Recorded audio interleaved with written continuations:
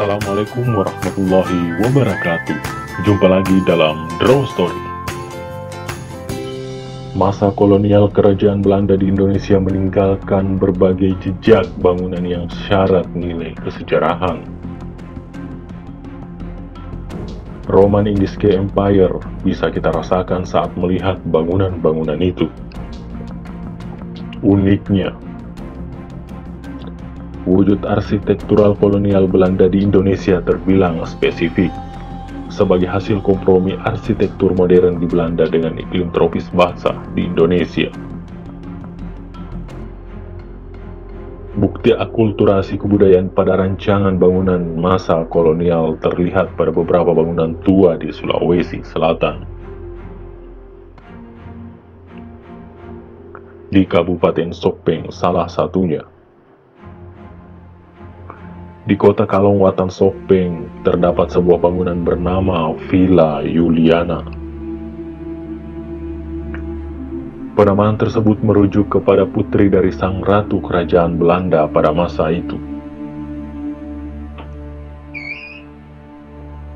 Wilhelmina Helena Pauline Marie van Oranje-Nassau.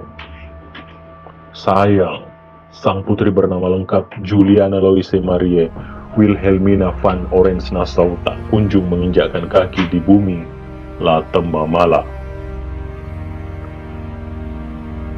Konon, villa itu dinamakan Villa Juliana karena dibangun khusus untuk menyambut kedatangan Putri Juliana dari Belanda. Meski kunjungan tersebut batal karena kondisi keamanan di beberapa daerah di Indonesia, termasuk Sulawesi Selatan, sedang tidak stabil. Bangunan yang didominasi warna putih dan hijau itu terletak di tengah ibu kota Watan Sopeng. Tepatnya di Kelurahan Boto, Kecamatan Lalabata, Kabupaten Sopeng.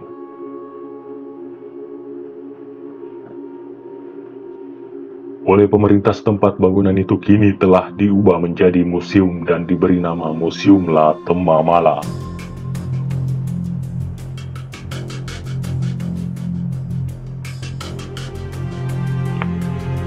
Dulunya bangunan ini dibangun oleh Gubernur Hindia Belanda, C.A. Croesen, pada tahun 1905 untuk menjadi tempat peristirahatan Ratu Juliana.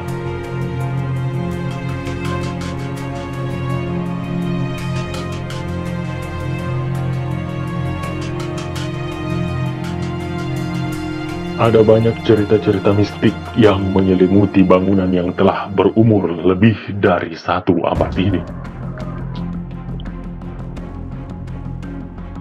Mulai dari pintu ruangan yang kadang terkunci tiba-tiba hingga penampakan fisik maupun suara dari bangunan tua itu.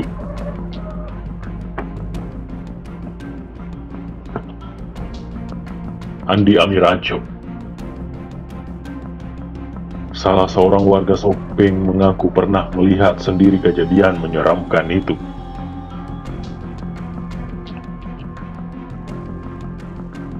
Kala itu ia sedang menunggu temannya di depan Villa Juliana dan mendengar suara derap langkah bak serdadu.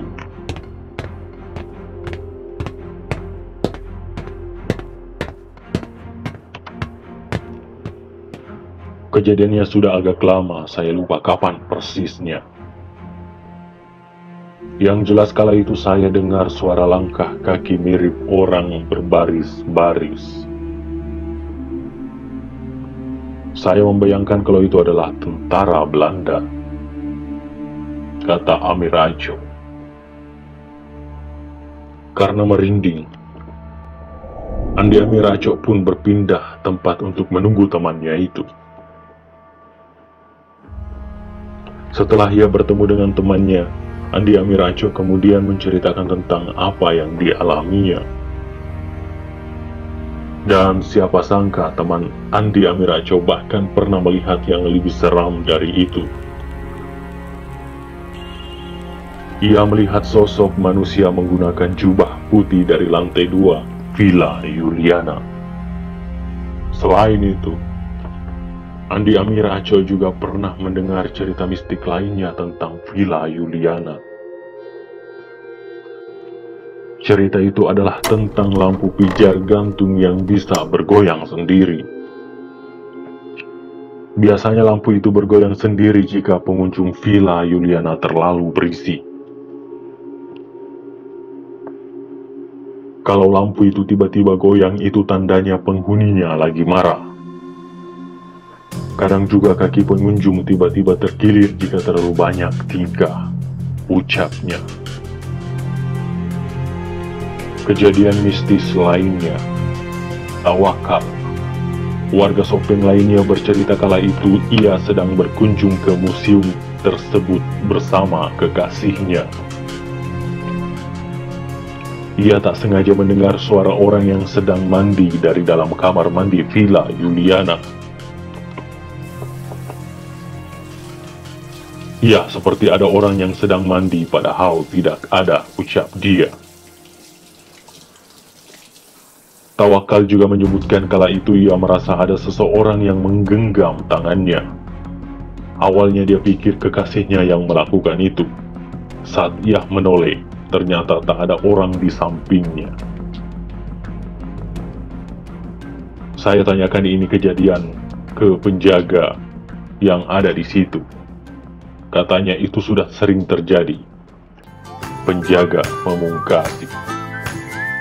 Sekian, Assalamualaikum warahmatullahi wabarakatuh.